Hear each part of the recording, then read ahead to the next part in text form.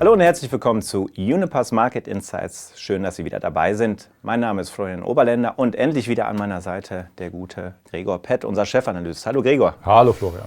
War verdammt einsam ohne dich in der letzten Episode. Ja, gut. Ja. Dann freue ich mich auch, dass ich wieder da bin. Teleprompter konnte dich einfach nicht ersetzen. Das muss ich auch gestehen. Hast du noch keinen Avatar? Nee, noch nicht. Gregor, heute wieder einige spannende Themen vorbereitet, aber erstmal da draußen an Sie der Hinweis, Unipass Market Insights gibt es natürlich auf unserer Landingpage auf YouTube, wenn Sie uns anschauen wollen. Wenn Sie sagen, hey, die beiden muss ich nicht unbedingt sehen, dann können Sie uns auch hören, und zwar auf Spotify, Audible und Apple. Also uns gibt es in verschiedenen Variationen an Themen heute, Gregor. Wir haben einmal den Industriestrompreis, eine aktuelle Meldung gab es dazu. Dann wollen wir ein bisschen über Speicher reden. Dann stellst du dich natürlich den Fragen unserer Azubis und Trainees, die unter anderem heute auch zum Teil im Publikum sind. Wir wollen aber anfangen mit der Dunkelflaute. Das ist so ein Wort, was jetzt immer wieder in der Presse vorkam. Kannst du vielleicht erstmal erklären, was hat es überhaupt mit der Dunkelflaute auf sich? Ja, ist eigentlich das, was das Wort suggeriert. Ne? Also es ist dunkel und der Wind weht nicht. Das ist natürlich dann ein Problem, wenn erneuerbare Energieerzeugung dann nicht zur Verfügung steht. Ne? Also wenn wir viel Photovoltaik haben und viel Wind und der halt nicht produziert in so einer Situation, dann fehlt halt Strom. Und dann muss man das irgendwie kompensieren, muss entweder die Nachfrage einschränken oder gucken, dass man alternativ den Strom irgendwo herbekommt. Ne? Und wir kriegen halt jetzt über die Jahre eine immer stärkere Abhängigkeit des ganzen Stromsystems vom Wetter und eben von Solareinstrahlung und von Wind. Das gab es im letzten Jahr auch schon, und das Bundeskartellamt hat sich das mal ein bisschen genauer angeguckt und hat eine Studie dazu herausgebracht, und ich möchte daraus eine Passage vorlesen. Und zwar sagt diese Dunkelflauten, wie sie im November und Dezember 2024 auftraten, werden auch in Zukunft vorkommen, also auch wahrscheinlich dieses Jahr. Damit langfristig ausreichend Erzeugungskapazitäten für solche Situationen vorgehalten werden, hält die Bundesnetzagentur gesetzgeberische Maßnahmen für den Zubau steuerbarer Kapazitäten weiterhin für dringend geboten. Kannst du das für uns übersetzen? Ja, das bedeutet, ich muss in so einer Situation, wenn ich Erzeugung aus erneuerbaren Energiequellen nicht habe, eben alternative Erzeugung haben, weil ich nicht einfach die Nachfrage dann so einschränken kann und einfach Verbraucher abstellen kann. Da sind ja ganz viele dabei, die man nicht so einfach abstellen kann. Das heißt, ich muss dann steuerbare Erzeugung haben, das heißt, die ich ein- und ausschalten kann, unabhängig vom Wetter. Und das sind eben zum Beispiel Gaskraftwerke, das sind Kohlekraftwerke, die wir aber jetzt alle abschalten über die Zeit aus Klimagründen. Gaskraftwerke sind halt etwas besser und die sind auch schneller, die können auch schneller reagieren. Die werden momentan eben prädestiniert, um diese Lücke zu füllen.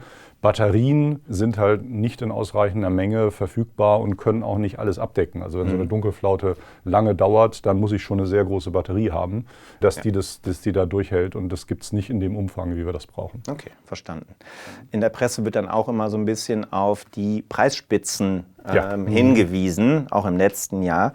Das ist manchmal nicht so ganz schwarz-weiß, wie man sich das vorstellt. Kannst du vielleicht noch mal so ein bisschen erläutern, was genau dahinter steckt dann? Ja, Preisspitzen sind ja ein Zeichen für Knappheit. Wir haben ja im deutschen Strommarkt im kurzfristigen Bereich, der unmittelbar davon betroffen ist, mittlerweile 15-Minuten-Intervalle. Das heißt, es gibt Preise für alle 15 Minuten. Und wenn ich dann mir die Kombination ansehe aus einer wetterbedingten Einspeisung von erneuerbaren Energien und dann natürlich auch so einem Verbrauchsprofil über den Tag, wo die Leute halt, wenn die abends nach Hause kommen, jetzt dunkel, abends nach Hause, machen alle Licht an, Fernseher an, etc., stecken ihr Elektroauto in die Steckdose, dass es geladen werden kann zu Hause, dann habe ich Verbrauchsspitzen. Ja, und wenn ich das überlagere mit der vollkommen unabhängigen Einspeisung also aufgrund von Sonne und Wind, dann kriege ich natürlich Lücken. Ne? Und diese Lücken fülle ich eben mit dieser steuerbaren Erzeugung, über die wir eben sprachen. Die springt aber dann an, wenn sie so ein Signal kriegt über den Preis, dass es sich lohnt zu produzieren. Ne? Und deswegen entstehen dann diese Preisspitzen.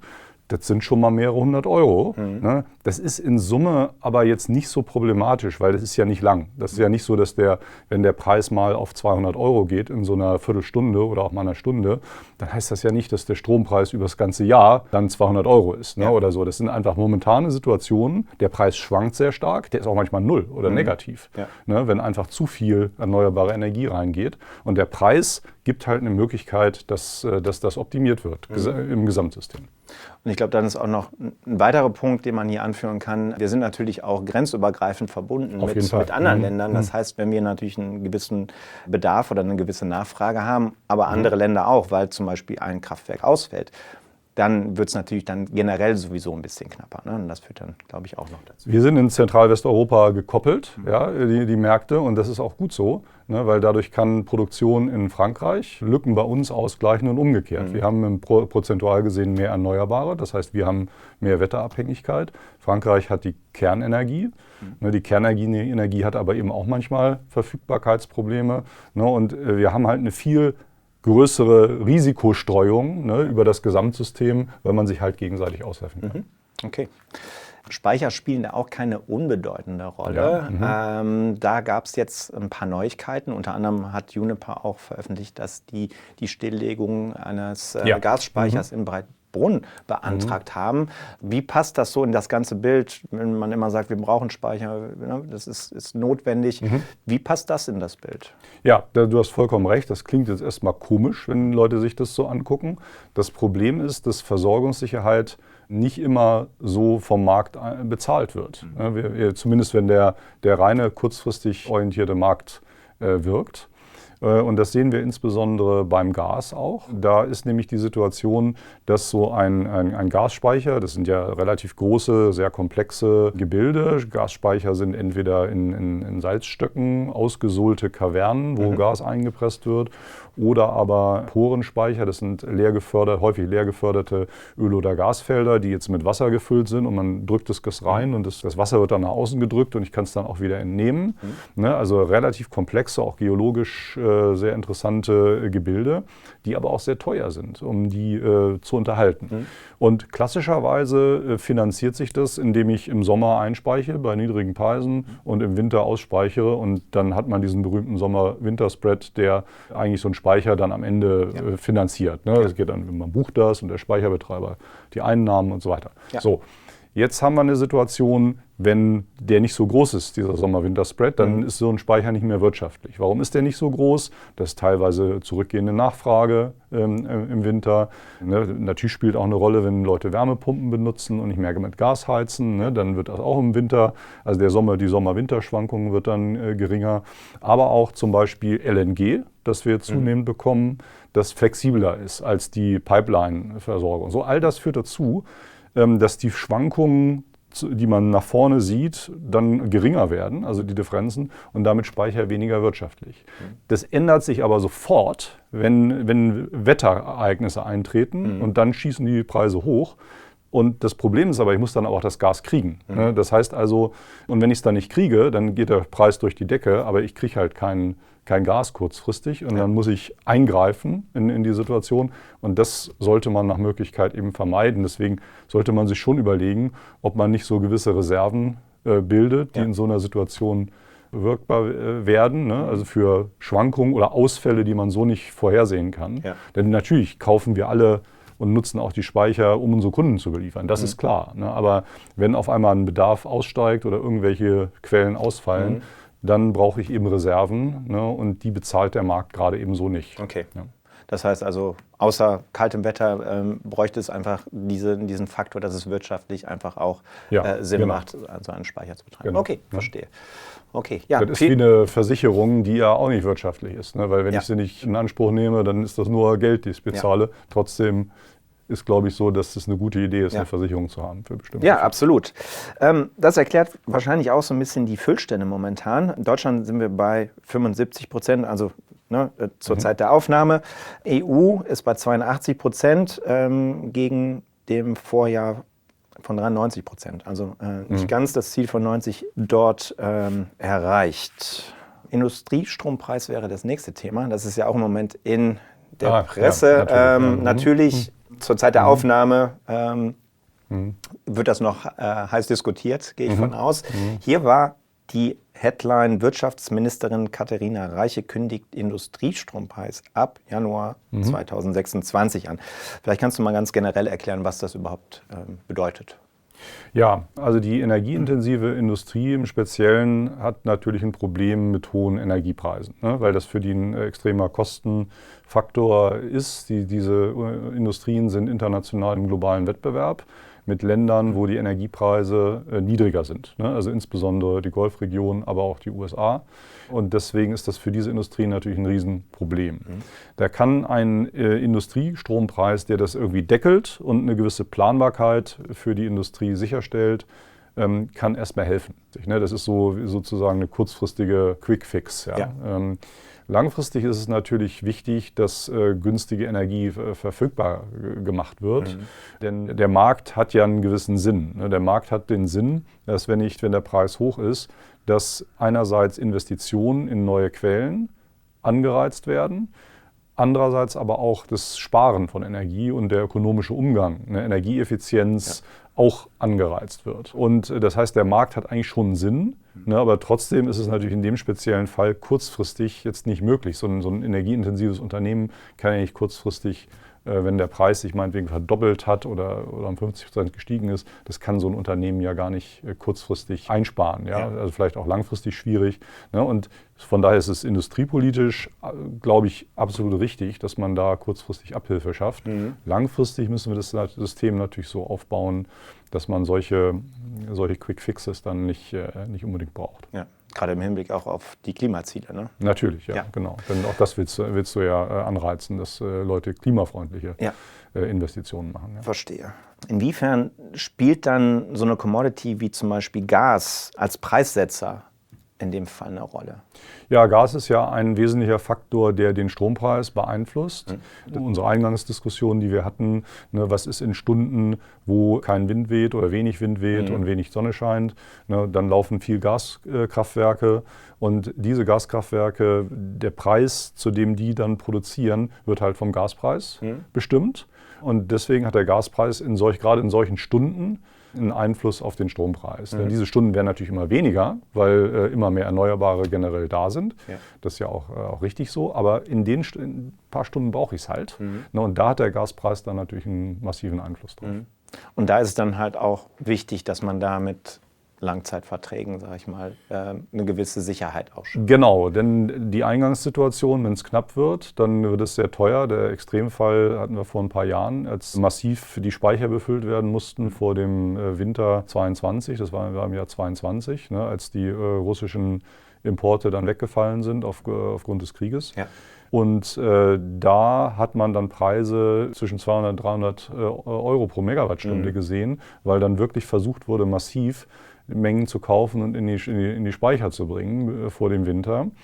Und das zeigt, was extreme Knappheiten dann mit so einem Preis machen können. Und das ist natürlich dann ungünstig, weil das sich auch auf die Strompreise niederschlägt. Also wir hatten Strompreise von 1.000 Euro teilweise in diesen Zeiten und das sollte man möglichst vermeiden. Und wenn ich jetzt langfristige Verträge habe, die das sicherstellen, wir hatten auch noch nicht so viel LNG-Kapazität damals, wenn ich das alles habe und das ein bisschen langfristig ausbaue und ich kriege bestimmte LNG-Mengen nur, wenn ich das langfristig kaufe. Sonst schicken die mir ein Schiff, wenn ich das möchte, wenn ich es teuer bezahle. Aber sonst schicken die das woanders hin. Und wenn ich das vermeiden will, dann binde ich mich halt ein bisschen langfristiger. Deswegen ist das wichtig. Okay. Wir gucken genau auf die Leute in Berlin, was dort entschieden wird und können dann vielleicht in der nächsten Ausgabe gerne darüber berichten. Kommen wir zu meinem Lieblingssegment für heute, würde ich mal sagen. Und zwar, ich schaue rüber an unsere Studiogäste. Wir haben unsere Next Generation, unsere Trainees und Azubis mal befragt. Und an Sie bzw. an euch da draußen, wenn ihr Interesse habt, schaut gerne mal bei unserer Webseite vorbei. Die Links werde ich dementsprechend auch hinterlegen. Wir haben ein ganz tolles Auszubildenden und natürlich Trainee-Programm. Also vielleicht auch was für uns als zweite Karriere. Als zweite Karriere für uns. Ja. Eventuell. Ja. Also bei Uniper würde ich immer anfangen. Immer wieder. Genug Eigenwerbung. Und zwar, wir fangen mit Anastasia an. Hören wir uns an, was Anastasia gefragt hat. Hallo, ich bin Anastasia, ich bin 19 Jahre alt und ich bin die Auszubildende im 2. Lehrjahr als Kauffrau für Büromanagement. Und ich würde gerne wissen, wie Digitalisierung helfen kann, Energie effizienter zu nutzen. Ja, vielfältig. Ne? Also Digitalisierung kann natürlich bei der Produktion von Energie die Kosten senken. Wenn ich zum Beispiel in einem Kraftwerk die Wartung effizienter mache, indem ich digitale Diagnoseinstrumente nutze. Das ist also die Seite Energieproduktion, wo das günstiger ist. Aber auf der Nachfrageseite halt auch. Ne? Also zum Beispiel habe ich jetzt eine Wärmepumpe zu Hause. Ne? Und es wäre natürlich clever, wenn die Wärmepumpe gesteuert wird, je nachdem, wie viel Energie verfügbar ist, ob das System knapp ist oder nicht. Ne? Denn wenn die Wärmepumpe eine Stunde nicht läuft, das merke ich nicht. Ne? Die hat einen Wasserspeicher. Ne? Das heißt, es wäre relativ clever, Eingangsthema Preissignale, wenn der Preis hoch ist, zeigt, das System ist knapp. Wenn meine Wärmepumpe dann sozusagen ferngesteuert mit Hilfe von digitaler Technik, möglicherweise künstliche Intelligenz, runtergefahren wird, ne, und sozusagen andere Verbraucher, die diese Möglichkeit nicht haben, den Strom konsumieren. Auf der anderen Seite, wenn der Strom billig ist, dann macht es vielleicht Sinn, dass meine Wärmepumpe läuft, den Wasserspeicher, den ich im Keller habe, auflädt. Und wie gesagt, ich merke davon gar nichts. Ne? Und das sind vielfältige Beispiele, wie Technologie eben helfen kann, Angebot und Nachfrage besser zur Deckung zu bringen. Übrigens auch im Trading, ne, auf dem Großhandelsmarkt, wo wir digitale Technologie ja einsetzen, um Märkte zu handeln. Ja, und diese Differenzen, ja, die dann ein Zeichen dafür sind, dass die Märkte nicht im Gleichgewicht sind, dass wir das ins Gleichgewicht bringen. Okay. Ja, und so weiter und so fort. Also da gibt es noch ganz viele Elektrofahrzeuge, die intelligent geladen werden und so weiter. Definitiv. Nächste Frage kommt von Michael. Hören wir uns an, was Michael gefragt hat. Hi, ich bin Michael, 20 Jahre alt und gerade im 2. Jahr meines dualen Studiums hier bei Uniper. Ich wollte wissen, wie sich Europas Energiesicherheit durch die aktuelle geopolitische Lage verändert. Ja, laufend. Also wir sehen gerade interessanterweise ja nicht, dass der Preis nach oben schießt, trotz der vielen Kriege und Krisen, die wir weltweit haben. Das liegt daran, dass wegen der schwächeren wirtschaftlichen Gesamtsituation die Märkte davon ausgehen, dass genug Versorgung verfügbar ist, global.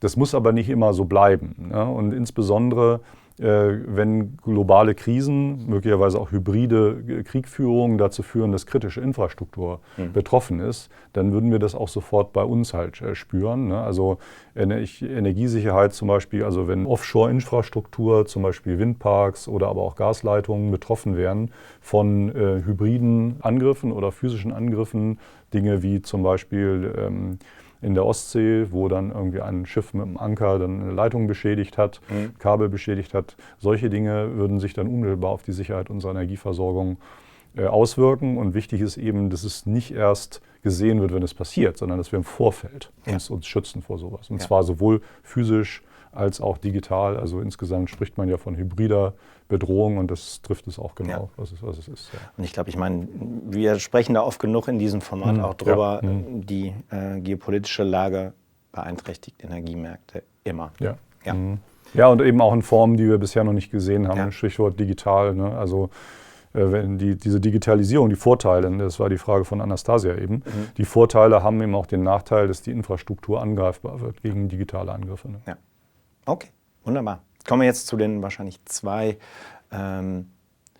schwierigsten Fragen, würde ich jetzt mal sagen. Für dich natürlich gar kein Thema. Sonst nehme ich den Telefon. Dann rufen wir den guten Herrn Pohlmann an. Emily möchte wissen. Hallo, mein Name ist Emily Wróblewski. Ich bin duale Studentin hier bei Uniper. Ich mache eine Ausbildung zur Industriekauffrau und studiere gleichzeitig Business Administration. Und meine Frage ist, was sind die größten Herausforderungen, um Versorgungssicherheit und Klimaschutz gleichzeitig zu gewährleisten? Ja, das ist natürlich die knackige Frage schlechthin. Ja. Das Problem ist, das kostet alles Geld. Also Versorgungssicherheit und Klimaschutz kostet beides Geld. Wir haben über die Gasspeicher gesprochen, über Batteriespeicher, die finanziert werden müssen. Der Markt, zumindest kurzfristig, bezahlt das vielleicht nicht. Wir brauchen aber unsere Versicherungsprämie. Und Klimaschutz ist auch zunächst mal teuer, denn selten die Kosten des Klimawandels, die sind ja für Unternehmen und auch für Verbraucher nicht unmittelbar spürbar. Das merken wir erst viel später, die Kosten von Umweltveränderungen. Es gibt auch Leute, die es überhaupt abstreiten, dass es so groß ist, die Augen verschließen davor. All das führt dazu, dass das Hauptproblem ist, wie bezahle ich das jetzt und wie kriege ich Leute dazu zu investieren. Das würde ich sagen, ist aktuell das größte Thema. Wie bezahle ich es? Ich schiebe mal eben kurz rüber. Ja? Frage beantwortet. Wunderbar. Okay. Daumen hoch. Kommen wir zur Frage von Annika. Mein Name ist Annika Klose, ich bin 18 Jahre alt und ich bin eine duale Studentin bei Juniper. Ich studiere Business Administration und mache hier die Ausbildung zur Industriekauffrau. Und meine Frage ist, was muss passieren, damit man komplett auf erneuerbare Energie umsteigen kann? Und ist das überhaupt irgendwann mal möglich? Ich glaube, man kann da viel machen, auch mehr als jetzt. Ne? Und ist das irgendwann total insgesamt möglich? Weiß ich gar nicht, aber ich glaube, wichtig ist, dass man alle Potenziale nutzt, die wir haben. Das Hauptproblem ist ja, wie wir vorhin gesehen haben, dass Erneuerbare eben schwanken. Ja, und diese Schwankung muss man irgendwie ausgleichen. Da muss ich Speicherlösungen finden, ich muss aber auch intelligentes Verbrauchsmanagement, das war diese Digitalisierungsthematik wieder. Ne, ich glaube, da geht noch sehr viel, dass wir das besser optimieren und dass wir dann sehr nah drankommen an ein System, das stark von Erneuerbaren geprägt ist. Ich glaube aber, es dauert noch sehr lange, bis wir da sind. Und die Frage ist, ob das insgesamt effizient ist, das möglichst schnell machen zu wollen. Und mit effizient meine ich eben im Hinblick auf die anderen Herausforderungen, die wir haben als Gesellschaft. Ist das wirklich das oberste Ziel in der Gesellschaft, sehr schnell nur Erneuerbare zu nutzen? Oder haben wir nicht andere Themen auch, die wir beachten müssen? Also wir müssen es halt einfach priorisieren, das ist so. Also auch die Nachhaltigkeitsziele der UN sind eben nicht nur Dekarbonisierung. Es sind ganz viele andere Dinge da auch, die beachtet werden müssen. Ne? Und das müssen wir halt ausgleichen. Das ist eine politische Aufgabe, aber auch für uns alle als Gesellschaft. Ja, super, vielen Dank. Ja, das ist immer eine Sache, die dann schnell auf der Prio-Liste nach unten fällt, sobald andere Krisen irgendwie hochkommen. Ja, und das ist auch ein Problem, aber man darf auch nicht vergessen, es gibt auch sehr gute Entwicklungen, weil nämlich erkannt wird, dass erneuerbare Energien aus verschiedensten Gründen eine gute Idee sind. Ich sage mal so ein Beispiel, das uns jetzt nicht so immer so liegt, aber in China wird es sehr stark vorangetrieben, ne, sowohl Batterien als auch erneuerbare Energieerzeugung. Natürlich auch aufgrund von geostrategischen Überlegungen, dass China führend sein will, wenn nicht dominant in dem Sektor. Das, was uns als Europa natürlich jetzt nicht nur gefallen kann, aber das Positive ist, für das Klima ist es gut, was China gerade macht. Das stimmt. Ich gucke auch noch mal rüber.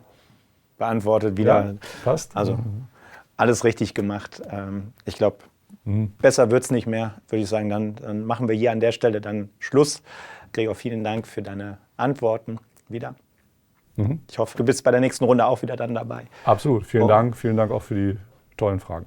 Und an Sie da draußen vielen Dank fürs Zuhören oder Zuschauen. Nochmal an dieser Stelle, es gibt uns per Video auf unserer Landingpage oder auf YouTube oder per Podcast auf Audible, Apple und Spotify. Bis zum nächsten Mal. Auf Wiedersehen.